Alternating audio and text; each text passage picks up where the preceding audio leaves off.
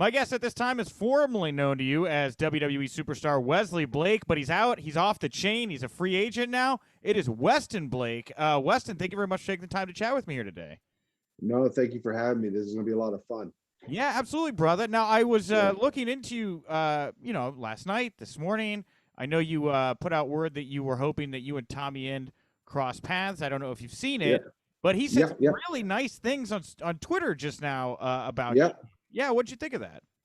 Oh no, it's great. I loved Tommy when he first got into NXT. I was actually, I want to say, one of his first live events that I got to wrestle him, and it was just really cool to me because the great thing about me being in NXT for so long is I got to work with a lot of great talents, from all different sides of the world.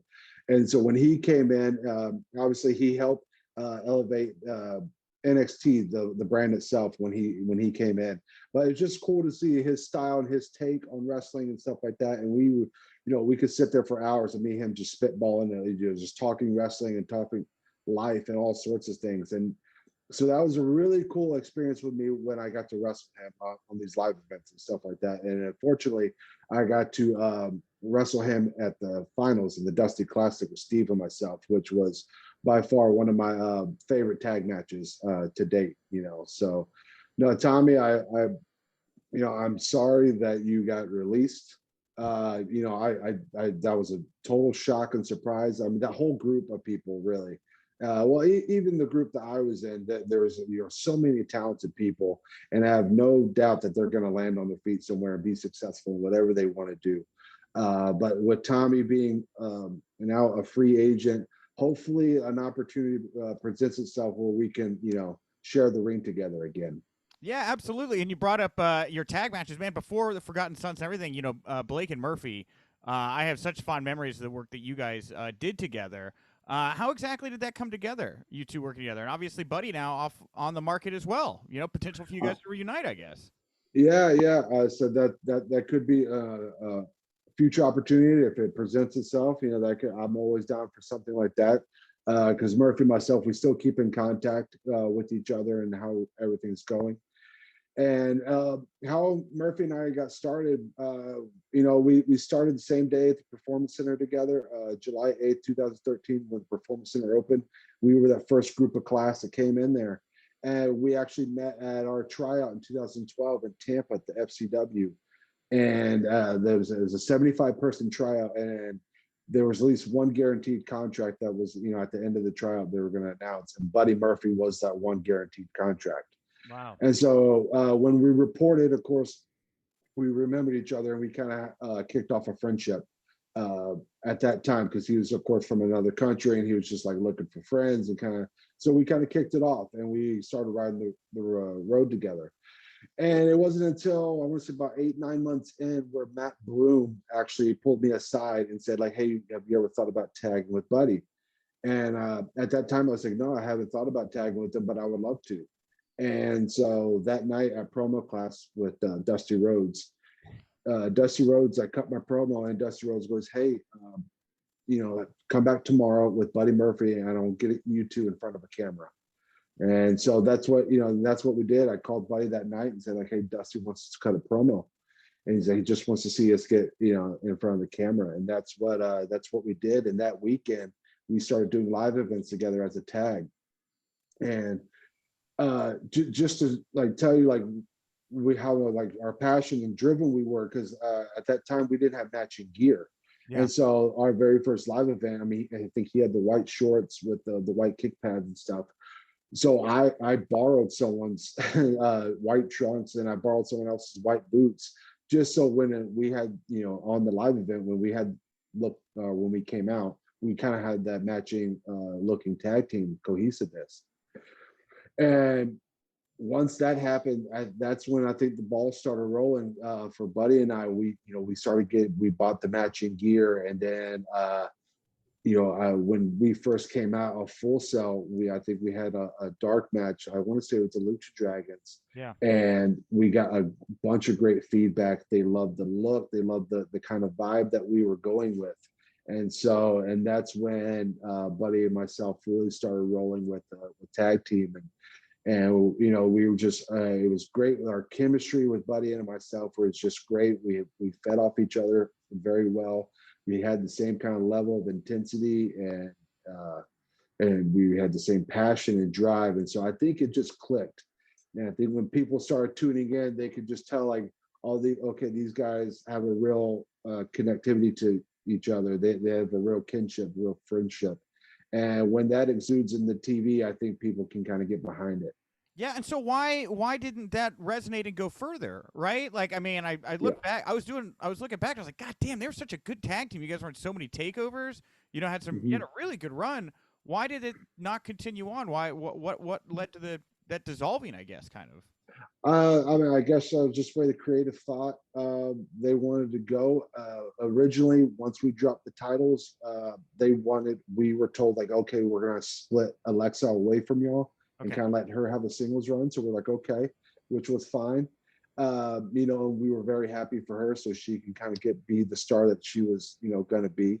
Yeah. And so then me and Buddy were still kind of doing tag stuff, but then we weren't like getting any traction. We weren't getting moved up. We weren't kind of going any storyline with NXT. Yeah. And then it slowly, creatively, they started, we'd show up the TV and be like, oh, Murphy against this person, Blake against this person. And so we were just kind of at odds. We didn't know if we were a team or they're splitting us up. And then eventually they came to a time where like, hey, y'all are going to have a match, but y'all are not going to, it's going to be a no DQ. Samojo's going to come out and get both of y'all. And at the time, me and Buddy, we actually pitched the idea that we would wrestle each other. Like, hey, if we split, how about we do like a best of 3, a best of 5 series? Yeah. But they just kind of, they didn't want one tag partner to be better than the other, is what we were told. So they just said, hey, we'll just kind of split y'all and you go about your separate ways. And that's what happened. I started doing a Beautiful Blake character, and he started to get on 205, where he went to that brand and thrived. Wow, man. And so there's this period then there where you're just kind of waiting. So how does the concept then for the Forgotten Sons come to you? When does that kind of get brought to you initially? So after me and Buddy split, I was trying to do single stuff, trying to get like traction, and just trying to get on TV and try to become an asset to NXT in any which way I can. And it was at the end of 2016, we had an Australian tour. That was about 10 days in Australia. And once we got on the plane, I remember I was told, like, listen, once we get back to the States, you have to find a new gimmick because we're going to have someone, we're about to start debuting someone that's going to have something similar to your gimmick, which was Velveteen Dream. So I was like, okay. So the first thing that came to head when they told me I needed to change my gimmick was Steve. So when we got back to the States, the very first phone call I made was to Steve, and just asked him like, hey, I really think that we can start tagging, because me and him, we've always had a bond with each other. We've always had like a real close brotherhood, friendship type thing. Yeah. Not a lot of people know this, but he is like the godfather to my children, type brotherhood. Yeah. So once I said like, hey, they wanted me to change gimmicks, I think we can kill it as a tag team, if that's what you want to do. And of course, he jumped 110% in. He goes, I would love to. And that's when we started getting the ball rolling with Forgotten Sons, with pitches and kind of the look and vibe that we wanted to do. And it was just, it's one of those things that me and him both have high regards to, that we really love, because it was something that we pitched and they actually went and used. It's like, of course, WWE or NXT creative put their spin on it, but that was something that like Steve and I creatively came up with, and they used it. So that was something that was very much fun. So can you describe to me what the Forgotten Sons is supposed to be then? Like what is the story of this group of men? Like, what did you see as the Forgotten Sons? So when Steve and I first originally were pitching this, we were pitching like a Sons of Anarchy type vibe, a brotherhood, but we wanted to kind of be, we originally pitched Prisoners of Society. And and the concept of that is you had two guys from different backgrounds, which we were, but we felt like we'd done everything right that you're supposed to do in life, and we weren't getting ours. And so now we were going to take ours by any means necessary.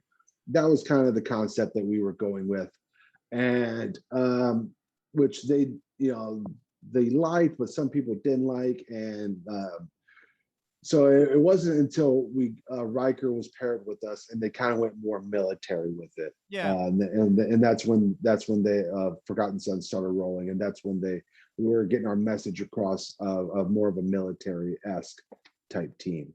Okay, fair enough. And yeah, well, I've read all the stuff about you guys. Obviously, the Ryker tweet was not great, I would say, for the relationship of the team, it sounds like, right? Right.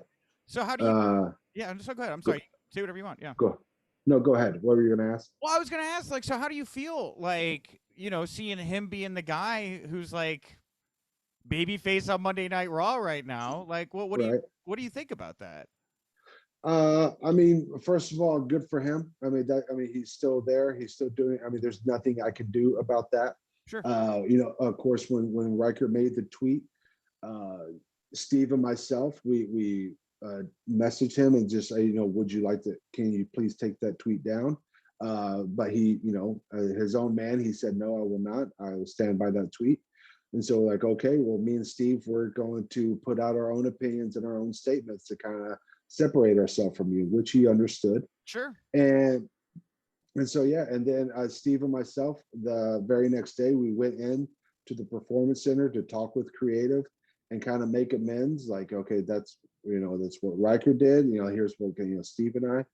And at first, the creative told us that we were gonna lay low for 2 weeks, and we'll kind of pick back up with us and New Day. Like, we're just gonna let this blow over for 2 weeks, and then we'll kind of pick back up.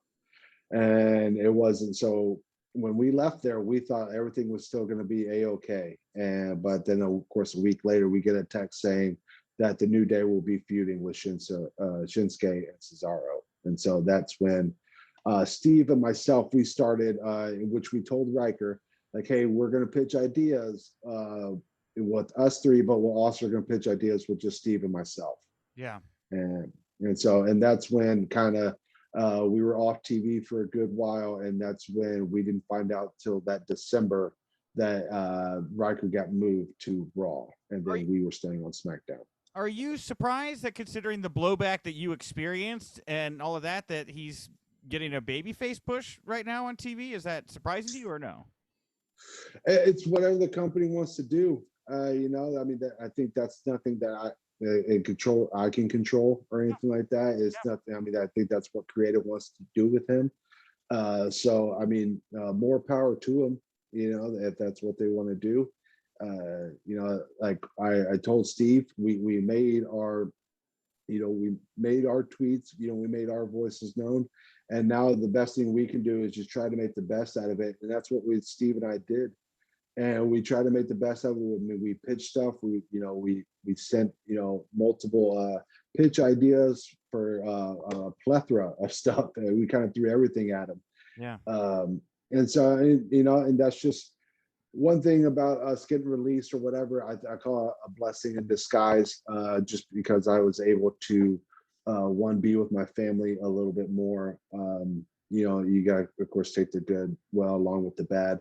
I would, when I first got hired by NXT WWE, I'd never, I was going to be a lifer. I'm going to sit here and work my way up through WWE, and hopefully I can be one of the few that would stay here and continue to work with incredible talents here, for hopefully the rest of my career.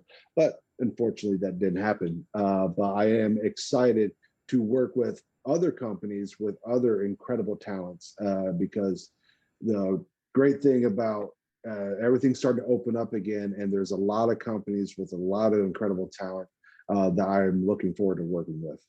I love that. I need to get you back. I only had a finite amount of time. There's so much that I have left on the cutting room floor here. But dude, you seem like an awesome guy, man. I really enjoyed chatting with you today. Where can people go to find you, follow you, support you, all of those great things right now, Wes? You can go to Twitter or Instagram at the Westin Blake. For booking inquiries, you can go to book westinblake@gmail.com, which is also on my bio on Instagram and Twitter. And it's something I tell my wife all the time. I need to be better at putting out better content, just because, you know, I sometimes a living life, I get caught up with the kids and stuff like that. I kind of need to let people in on my life and show it to my fans as well. But I am excited about, I do got some content coming out, hopefully to kind of like give a little bit of backstory with a little bit of character type stuff coming here soon. So hopefully people enjoy it, and hopefully after July 15th, I can hit the ground running with any company that wants or sees value in me.